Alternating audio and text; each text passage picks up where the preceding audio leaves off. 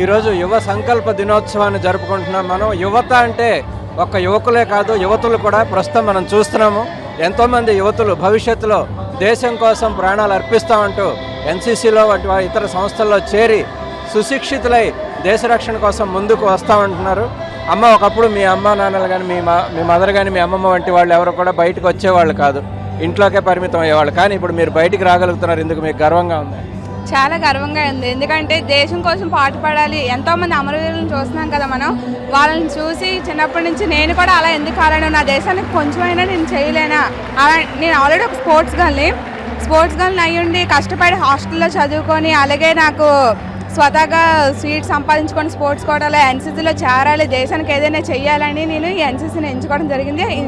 దానికి తగ్గట్టుగానే నాకు సహాయమైనంత వరకు సమాజ సేవ చేయగలుగుతున్నాను. బ్రహ్మాండంగా ఉందమ్మా.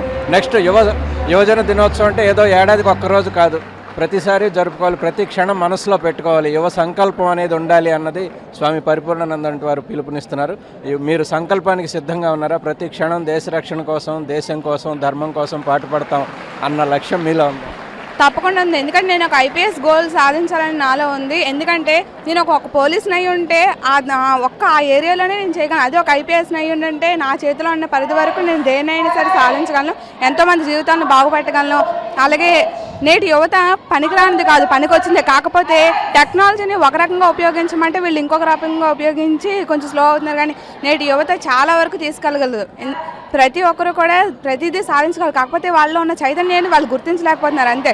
టెక్నాలజీ పరంగా వాళ్ళు గబగబా చదివేస్తున్నారు, కానీ వాళ్ళు ఎంత నాలెడ్జ్ ఉన్నదాన్ని వాళ్ళు గ్రహించలేకపోతున్నారు.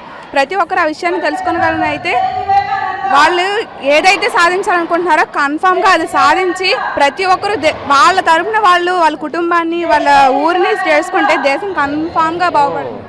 All the best. చాలా బాగా చెప్పామమ్మా. చాలా కఠినమైన పరిశ్రమ ఉంటుంది కదా, చాలా కష్టపడాల్సి ఉంటుంది కదా ఎన్సీసీలో కానీ ఎక్కడైనా సరే. మీరు సిద్ధమైపోయారా దాన్ని? సిద్ధం. ఎందుకంటే తర్వాత ఎప్పుడైనా బాధపడాల్సి వస్తే దానికి ట్రైనింగ్ ఉంటుంది కదా. అంతలా అంటే ప్లేసెస్ ఎప్పుడు కంఫర్ట్గా ఉంటాయని చెప్పలేము. సో కంఫర్ట్ లేని టైంలో కూడా ఎలా ఉండాలని నేర్పిస్తారు. ఇప్పుడు ఓన్లీ మగపిల్లలే లేదా యువత లేదంటే ఆడపిల్లలు కాదు, దేశం కోసం అందరూ సమానమే అన్న రోజులు వచ్చాయంటారా? ఇంకా కొంత రావాలనుకుంటున్నారా? నాకు తెలిసి వచ్చేసాయి, కానీ వాళ్ళు ఇంకా కొంచెం రావాలి. పేరెంట్స్, మా స్టూడెంట్స్ అలా ఒప్పుకున్నా పేరెంట్స్ ఒప్పుకోవట్లేదు. సో పేరెంట్స్ కూడా ఒప్పుకుంటే మొత్తం అంతా వస్తుంది.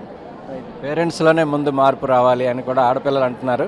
మాకు తగిన అవకాశాలు ఇవ్వండి, మేము దేశాన్ని రక్షిస్తాం, మేము దేశం కోసం మేము కూడా కష్టపడతాం, ఐపీఎస్లు అవుతాం, ఐఏఎస్లు అవుతాం, దేశ రక్షణకు ఉపయోగపడతాం, దేశాభివృద్ధిలో పాటుపడతామంటూ యువ సంకల్పం తీసుకుంటున్నారు, దీక్ష తీసుకుంటున్నారు ఈ యువతులందరూ. వీళ్ళందరి కోరికలు తీరాలని, వీరి ఆశయాలన్నీ ఫలించాలని భారత్ టుడే మనస్ఫూర్తిగా ఆకాంక్షిస్తోంది.